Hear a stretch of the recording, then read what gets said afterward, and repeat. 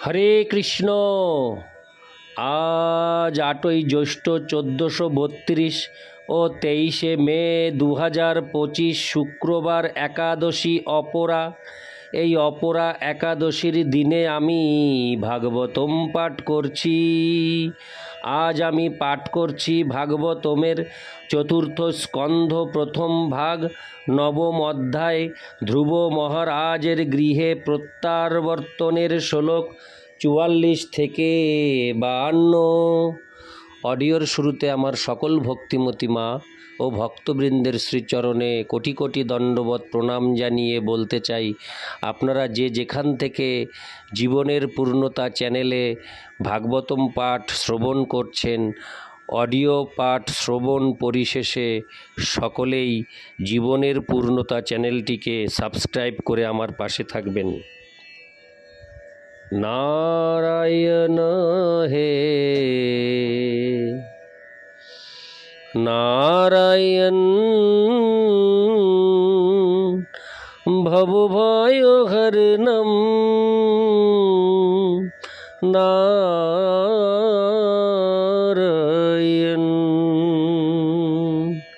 শ্লোক 44।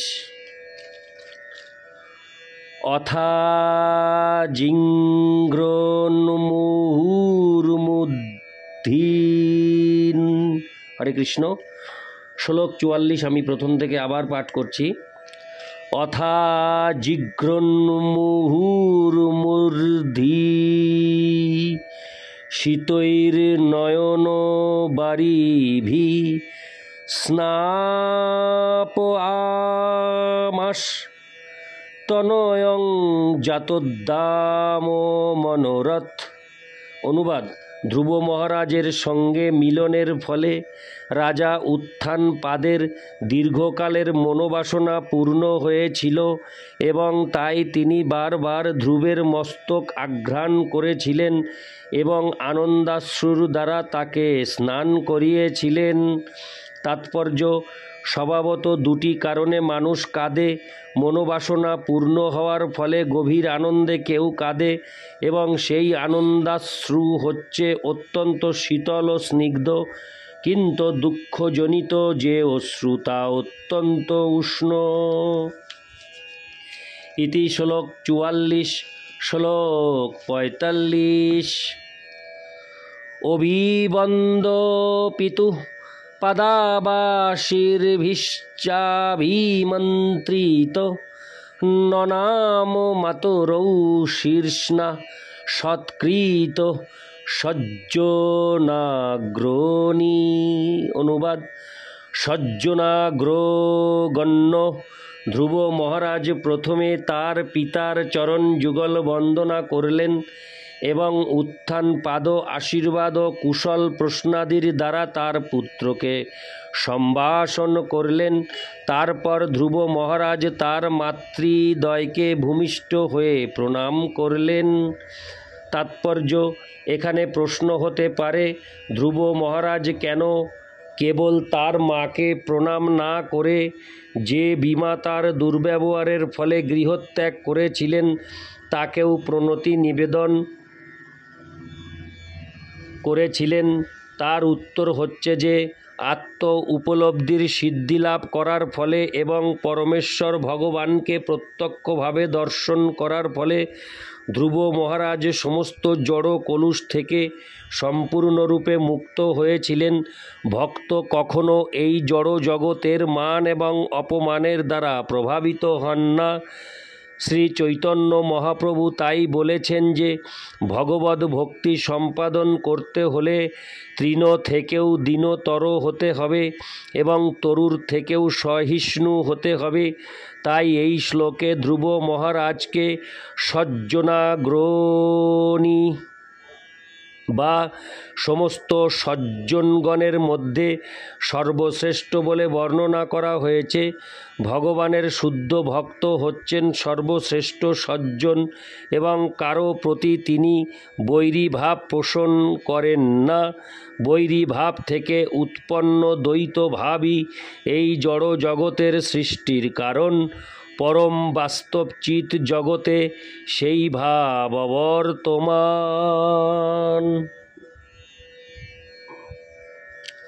ইতি শ্লোক ৪৫। শ্লোক ৪৬। সুরুচিস্তং সমুত্থাপ্য পাদাবনতমোর্ভকম পরিষ্যজ্জাহ জীবেতি বাষ্পগদ গদয়া গিরা। অনুবাদ: ধ্রুব মহারাজের ছোট মা সুরুচি যখন দেখলেন যে সেই নিষ্পাপ বালকটি তার চরণে প্রণত হয়েছে, তৎক্ষণাৎ তিনি তাকে তুলে নিয়ে আলিঙ্গন করলেন এবং অশ্রু গদগদ স্বরে তাকে আশীর্বাদ করে বললেন, হে প্রিয় পুত্র, তুমি চিরজীবী হও। ইতি শ্লোক ৪৬। শ্লোক ৪৭।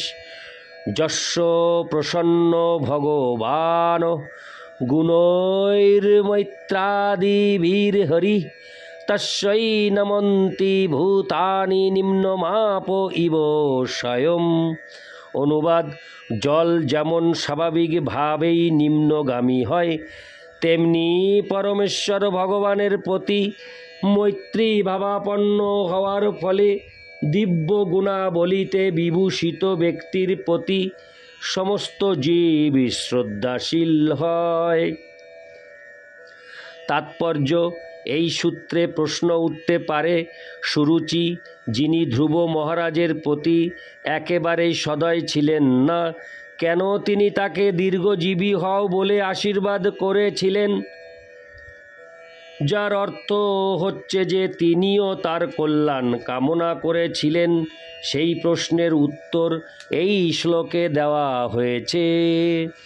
যেহেতু ধ্রুব মহারাজ ভগবানের কৃপা লাভ করেছিলেন, তাই তার দিব্য গুণাবলীর জন্য সকলেই তাকে শ্রদ্ধা এবং সম্মান প্রদর্শন করতে বাধ্য ছিলেন। ঠিক যেমন জল স্বাভাবিকভাবেই নিম্নগামী হয়, ভগবদ ভক্ত কারো কাছ থেকে সম্মান প্রত্যাশা করেন না, কিন্তু পৃথিবীর যেখানেই তিনি যান সেখানেই তাকে সকলে সম্মান করেন।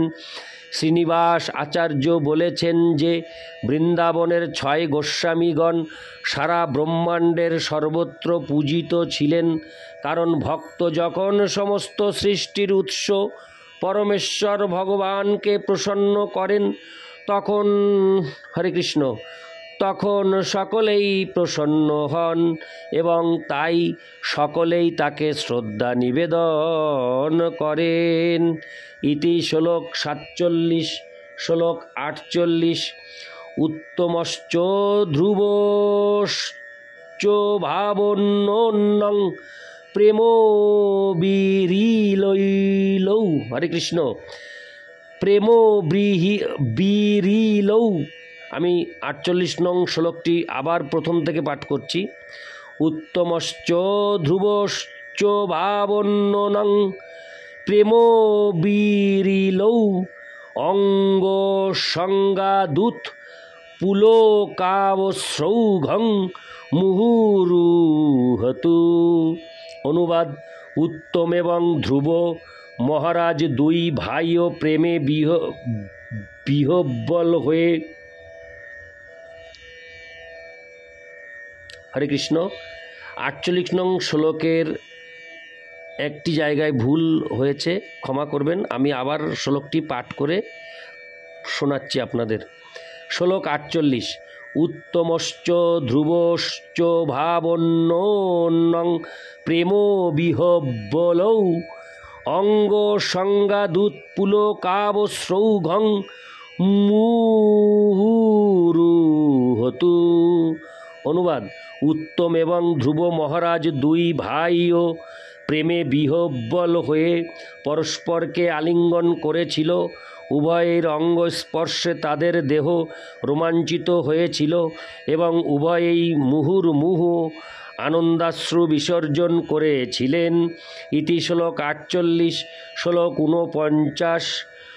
সুনীতিরস্য জননী প্রাণেভ্যোऽপি প্রিয়ং সুতম উপগুজ্য জহাবাধিং তদঙ্গ স্পর্শ নির্বৃতা। অনুবাদ: ধ্রুব মহারাজের জননী সুনীতি তার প্রাণের থেকেও অধিক প্রিয় পুত্রের সুকোমল অঙ্গ স্পর্শ করে গভীর প্রসন্নতায় তার সমস্ত বেদনা বিস্মৃত হয়েছিলেন। ইতি শ্লোক 49। শ্লোক 50। পয়স্তনাভ্যাং শুশ্রাব নেত্রযৌ সলিলৈষিবৈ তদাভিষিচ্য মানাভ্যাং বীর বীর শুভ মুহ।